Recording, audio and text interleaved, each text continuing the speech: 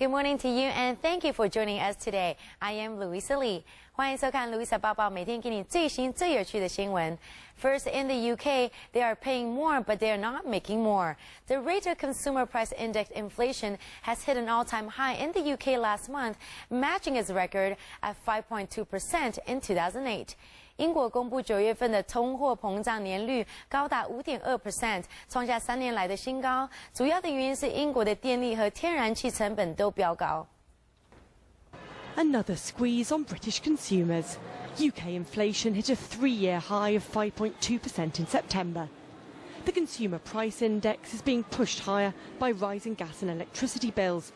And that's putting more pressure on Britain's living standards as salaries aren't keeping up with rising prices. Energy bills rose 18% on the year, while transport costs were up almost 13% and food prices were 6% higher. In addition, retail price inflation, which includes more housing costs, rose 5.6% year on year to its highest level in 20 years. Some analysts say the inflation rises show the risks associated with the Bank of England's recent introduction of a new dose of quantitative easing in an attempt to revive the economy, although it could also increase inflation further. Christian Schulz is a senior economist at Berenberg Bank. The inflation rates are worrying in a sense, but the Bank of England will probably not do very much about it because they're more worried about growth. They've just increased the asset purchase target by 75 billion. They're unlikely to do anything on inflation directly. The Bank of England's inflation target is 2%, but it expects it to drop off sharply next year as the weak economy slows price increases. And in this part of the world, the economy in China is still going strong and is making Western countries envy, even with a slight drop in its gross domestic product in the third quarter of the year. 大陆公布第三季 GDP 数据，年增率为 9.1%， 相较于前2季有点下滑，但是比起欧美国家还是非常的惊人。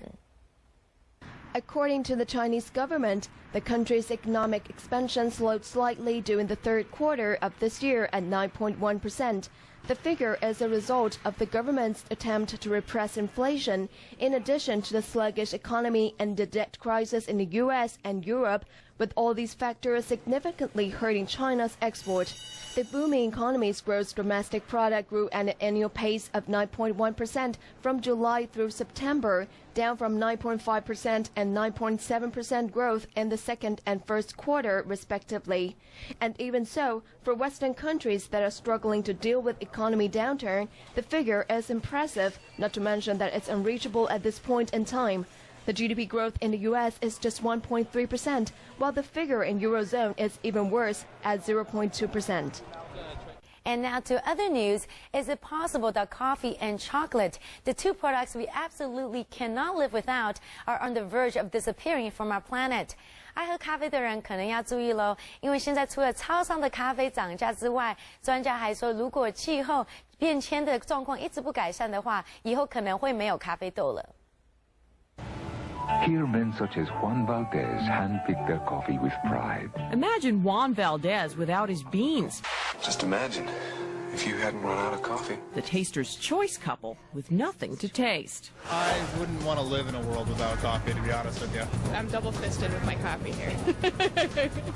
A workforce without its morning jolt of Java. Legions of uncaffeinated zombies slogging through the day. This is probably my 4th cup of coffee today. So I'd be pretty miserable. But the director of sustainability for Starbucks warned members of Congress this is no joke. Jim Hanna told the Guardian newspaper what we're really seeing 10, 20, 30 years down the road, if conditions continue as they are, is a potentially significant risk to our supply chain, which is the Arabica coffee bean. Hanna and this ad, run by the Union of Concerned Scientists, warn heavy rain, long droughts, and insect infestations linked to climate change threaten the future of your morning joe. In barista speak, that means no venti, no grande, not even a tall. So Starbucks may hedge its beverage bets, investing in a chain of smoothie and juice bars. Not the same thing, and that's a lot of calories. I mean, compared to coffee. More bad news. Another report out this week warned the future may also be bitter for chocolate. Global warming, it says, could make parts of Africa too hot to grow cocoa. A world without chocolate and coffee? Yeah, that doesn't sound fun at all.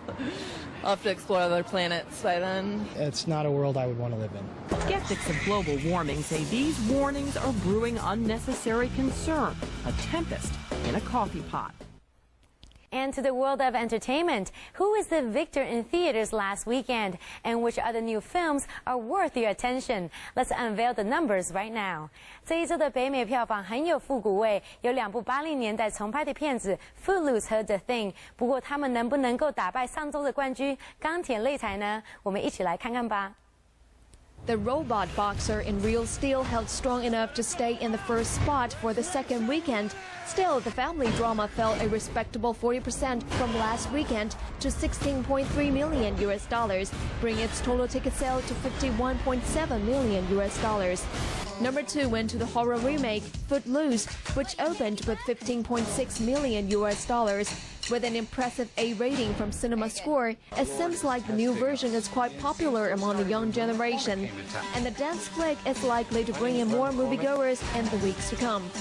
While the Footloose remake held its own, another 80s remake, The Thing, on the contrary scored a disappointing result at $8.5 million, being unable to surpass other horror remakes such as Friday the 13th and The Stepfather.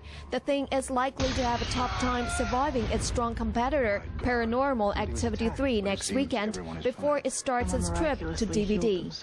The movies occupying 4th through 8th place were all holdovers from past weeks, including The Ides of March, Dolphin Tale, Moneyball, 50-50, and Courageous. I got more. And meanwhile, opening miserably in the 9th place with $3.25 million was The Big Year. Starred by Steve Martin, Owen Wilson, and Jack Black, the film revolves around a group of birders setting on a quest to compete with each other by finding the most species of birds, while their competition is an allegory of the challenges they face in their lives. After failing to please the audience, the film is looking to quickly fade from theaters over the next few weeks. And now turning to the latest buzz in Tinseltown. Seeing is believing. Hangover star Bradley Cooper dating on-the-floor singer Jennifer Lopez? How about Ryan Gosling and Eva Mendes? Now let's follow the next report to find out why paparazzi are chasing them around town. 好莱坞又出现了新情侣 Bradley Cooper 跟 Ryan Gosling 除了事业顺利，感情生活也非常丰富，他们都交了新女朋友，看起来还蛮幸福的。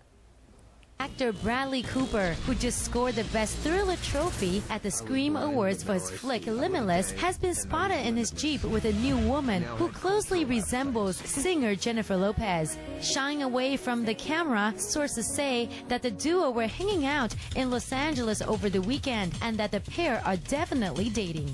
This isn't the first time the two have been seen together. Lopez, 42, who just ended her 7-year marriage with Mark Anthony, and Cooper, 37, who just got back into the dating game after being involved with Renee Zellweger for the past 2 years, met up for dinner last month in New York City. However, the two insisted that the meeting was strictly for work purpose. As for the recent rendezvous, the reps of the two stars haven't responded on the matter just yet.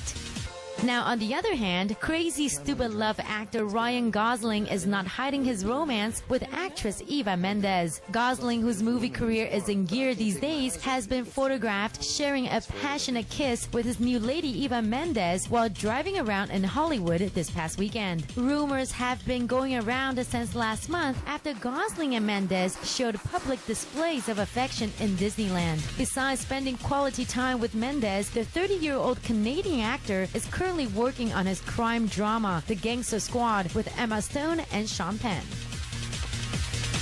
And we didn't see that coming at all. And that's it for today's edition. I am Louisa Lee, and we'll see you back here tomorrow. Meanwhile, stay with CTS for the latest Taiwan news.